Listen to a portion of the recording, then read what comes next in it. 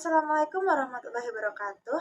Halo teman-teman, bagaimana kabarnya? Semoga kita semua senantiasa diberikan kesehatan, diberikan kelancaran, dan diberikan kemudahan dalam setiap kegiatannya. Pertama-tama, perkenalkan nama saya Ainur Rizka Amalia. Di sini saya akan membahas mengenai konflik dan pergolakan yang berkaitan dengan kepentingan. Nah, dalam materi kali ini, kita akan membahas mengenai peristiwa pemberontakan APRA, peristiwa pemberontakan Andi Aziz, dan peristiwa pemberontakan RMS. Nah, sebelumnya terdapat 3 poin tujuan pembelajaran pada kali ini. Poin yang pertama yaitu peserta didik dapat menjelaskan mengenai latar belakang dari peristiwa APRA, peristiwa Andi Aziz, dan RMS.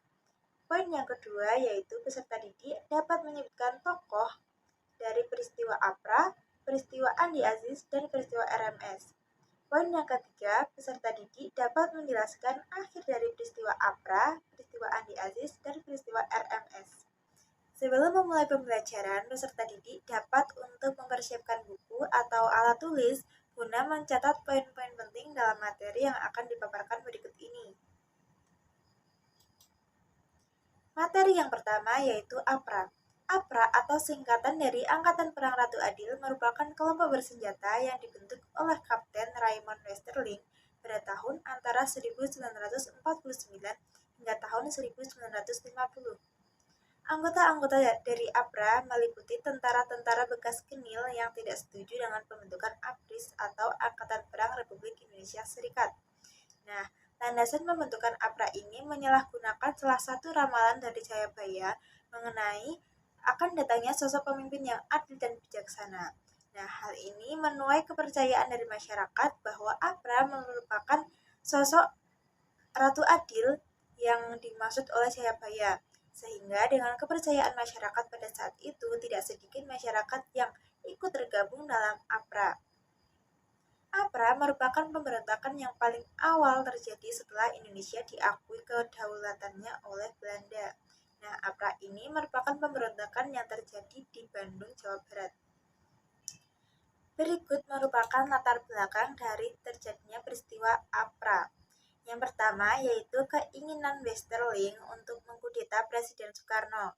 Yang kedua, ketidakpuasan tentara Belanda mengenai hasil keputusan KMB pada tahun 1949 pada bulan Agustus tentang penarikan dan pembubaran tentara Kenil dari Indonesia dan akan dijadikan satu dengan TNI. Yang ketiga yaitu keinginan untuk mempertahankan negara federal di Indonesia dan keinginan untuk setiap daerah RIS memiliki tentara-tentara tersendiri, terutama tanah Pasundan atau Jawa Barat, karena APRA merupakan tentara yang berada di Jawa Barat.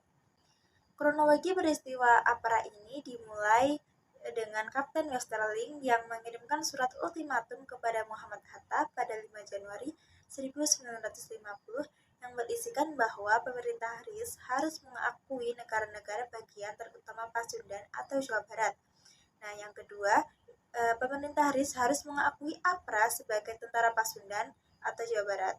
Nah, Kapten Westerling juga memberikan waktu kepada Muhammad Hatta untuk membalas suratnya selama 7 hari. Dan apabila surat tersebut ditolak, maka akan terjadi perang besar.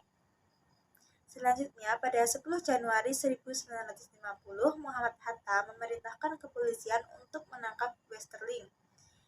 Mengetahui hal tersebut, Kapten Westerling marah dan melancarkan aksi bersama pasukan APRA untuk melakukan pembantaian di Bandung pada 23 Januari 1950. Dalam melancarkan pemberontakan ini, APRA dibagi menjadi 2 kelompok. Kelompok pertama melancarkan aksinya di Bandung dan kelompok kedua menuju Jakarta untuk mengkudeta Presiden Soekarno. Namun, kelompok kedua tersebut gagal karena tidak semuanya menjalankan tugasnya dengan baik. Nah, dalam pertempuran di Bandung ini terjadi di kantor staf Siliwangi di Jalan Lembang, Bandung. Nah, tentara TNI Siliwangi terdiri dari 15 orang yang dipimpin oleh Frats Sutoko dengan tiba-tiba dikerumuni atau diserang oleh ratusan APRA dan sebelumnya TNI Siliwangi tidak ada kesiapan untuk melakukan perlawanan. Nah, dengan itu pertempuran berlangsung kurang lebih selama setengah jam. Nah, kelompok pertama yang melakukan pemberontakan di Bandung ini berhasil untuk membantai TNI dengan jumlah 79 orang yang berasal dari TNI dan non-TNI. Akhir dari peristiwa ini ditumpas oleh TNI. Namun Kapten Westerling melarikan diri dari Bandung dan masih ingin untuk melanjutkan perjuangannya di Jakarta. Ia merencanakan sebuah gerakan untuk menangkap semua menteri RIS yang sedang menghadiri sidang kabinet dan akan membunuh Menteri Pertahanan Sri Sultan Hamengkubuwono IX dan Sekretaris Jenderal Kementerian Pertahanan Mr. Abdiarjo dan pejabat Kepala Staf Angkatan Perang Kolonial TB Simatupang. Nah, namun rapat tersebut ternyata dibatalkan secara tiba-tiba karena ada tindakan preventif dari intelijen. Salah satu yang mengejutkan yaitu ternyata setelah diusut tuntas mengenai dalang dari pemberontakan ini adalah Sultan Hamid II yang ikut dalam merencanakan pembunuhan para menteri. Kemudian Sultan Hamid II ditangkap dan dipenjara. Kemudian Kapten Westerling melarikan diri ke luar negeri dengan menumpang pesawat Chatelaine milik Angkatan Laut Belanda. Materi yang kedua yaitu pemberontakan Andi Aziz. Pemberontakan Andi Aziz dipimpin oleh Kapten Andi Aziz yang merupakan mantan dari Tentara Kenil yang sudah tergabung dalam APRIS atau Angkatan Perang Republik Indonesia Serikat pada tanggal 30 Maret 1950. Ia bergabung di APRIS bersama pasukan Kenil lainnya di hadapan Letnan Kolonel A.J. Mokoginta, seorang tentara dan teritorium Indonesia Timur. Nah, pemberontakan Andi Aziz ini terjadi di Makassar, Sulawesi Selatan pada bulan April 1950. Pada saat itu, di Makassar sedang terdapat ketegangan dan terjadi perselisihan antara kelompok yang pro dengan Republik dan kelompok yang pro dengan Federal. Sehingga pemerintah pusat RIS mengirimkan pasukan APRIS ke Makassar. Nah, pasukan APRIS yang dikirimkan ke Makassar kebanyakan berasal dari unsur TNI. Nah, pasukan APRIS yang dikirim ke Makassar ini dipimpin oleh Mayor Burang. Mantan pasukan Kenil yang tergabung dalam APRIS yang berada di Makassar merasa khawatir dan takut akan posisinya tersingkirkan oleh APRIS yang berasal dari TNI. Sehingga pasukan Kenil yang berada di Makassar menggabungkan diri menjadi pasukan besar di bawah pimpinan Andi Aziz. Latar belakang dari pemberontakan Andi Aziz ini yaitu pemberontakan Andi Aziz merupakan upaya perlawanan untuk mempertahankan keberadaan Negara Indonesia Timur atau NIT karena enggan bergabung dengan NKRI atau Kesatuan Republik Indonesia. Kemudian adanya tuntutan dari Kapten Andi Aziz dan pasukannya yang berasal dari Kenil terhadap pemerintah Indonesia agar hanya mereka yang dijadikan pasukan APRIS di negara Indonesia Timur. Kronologi dari peristiwa Andi Aziz ini dimulai pada tanggal 5 April 1950 di mana pasukan Andi Aziz mulai melancarkan serangan. Mereka menyerang serta menduduki tempat-tempat penting. Selain itu, mereka juga menawan seorang panglima teritorium Indonesia Timur, yaitu Letnan Kolonel A.J. Mokoginta. Pada tanggal 8 April 1950, pemerintah kemudian mengeluarkan sebuah ultimatum sebagai bentuk reaksi atas kejadian tersebut.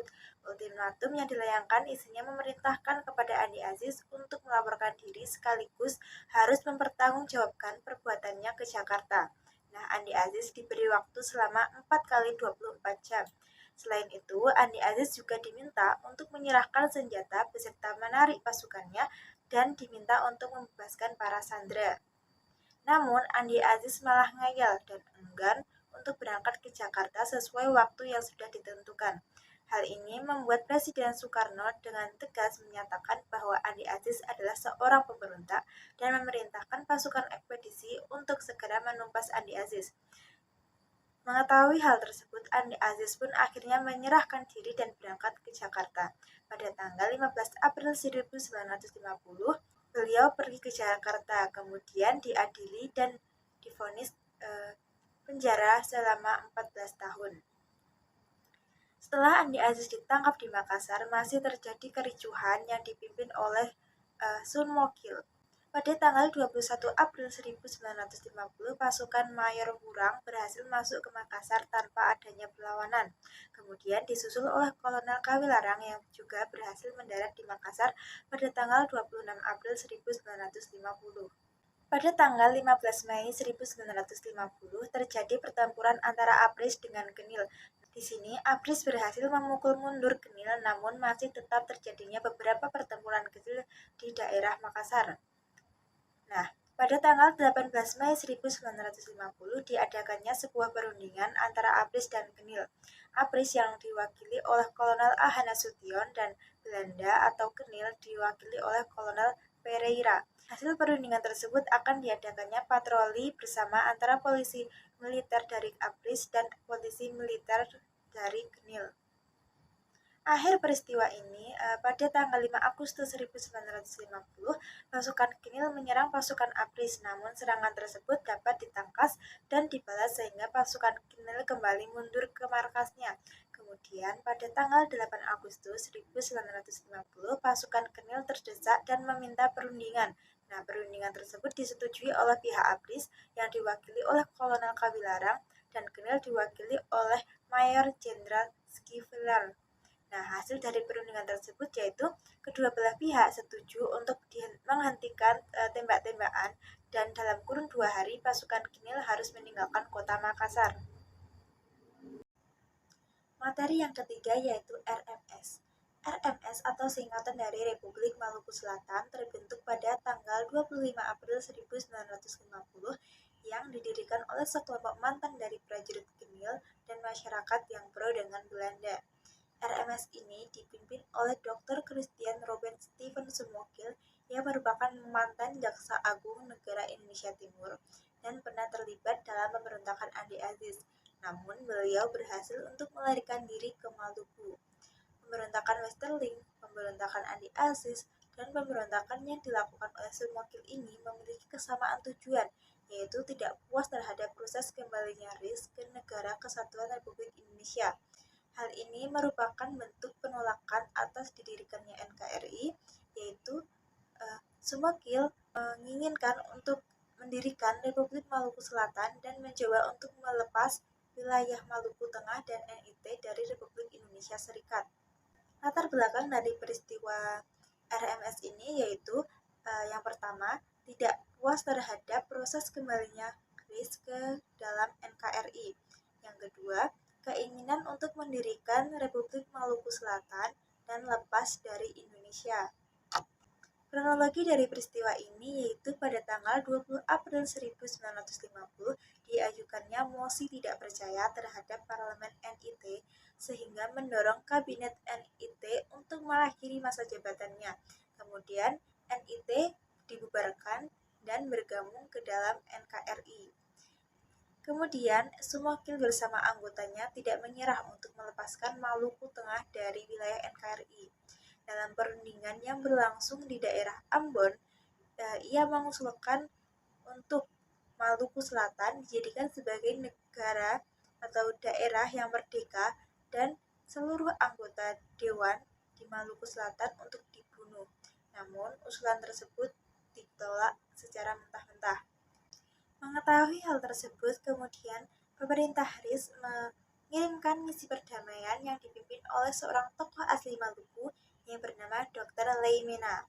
Namun, upaya perdamaian yang diajukan oleh pemerintah tidak berhasil dan pemerintah melakukan operasi militer untuk membersihkan gerakan RMS dengan mengerahkan pasukan gerakan operasi militer 3 atau yang biasa dikenal dengan BOM yang dipimpin oleh Kolonel Kawilarang. Pada tanggal 28 September 1950, pasukan militer diutus untuk menumpas pemberontakan dan menyerbu ke daerah Ambon. Pada 3 November 1950, wilayah Ambon dapat dikuasai oleh pasukan militer. Nah, di sini jatuhnya RMS yang berada di Ambon menyebabkan pasukan RMS dapat ditaklukkan.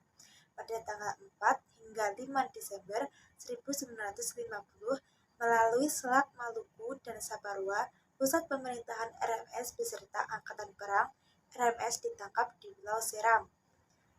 Kemudian, pada tanggal 2 Desember 1964, Sumokil ditangkap dan dijatuhkan hukuman mati. Baik, materi yang telah dipaparkan tadi merupakan salah satu peristiwa pemberontakan yang menyebabkan terjadinya disintegrasi yang berkaitan dengan kepentingan.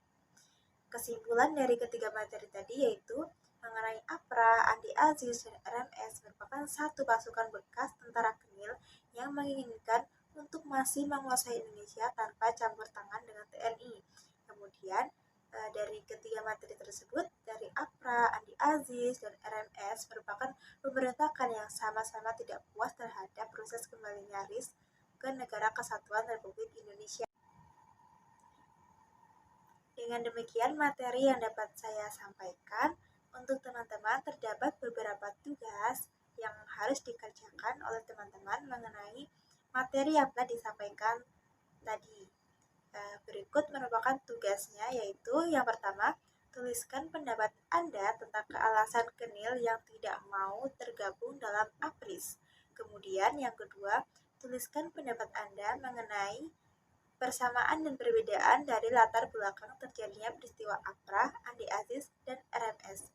Nah, mungkin itu tugas yang harus kalian kerjakan. Untuk format tugas bisa ditulis tangan dan dikumpulkan minggu depan. Terima kasih. Wassalamualaikum warahmatullahi wabarakatuh.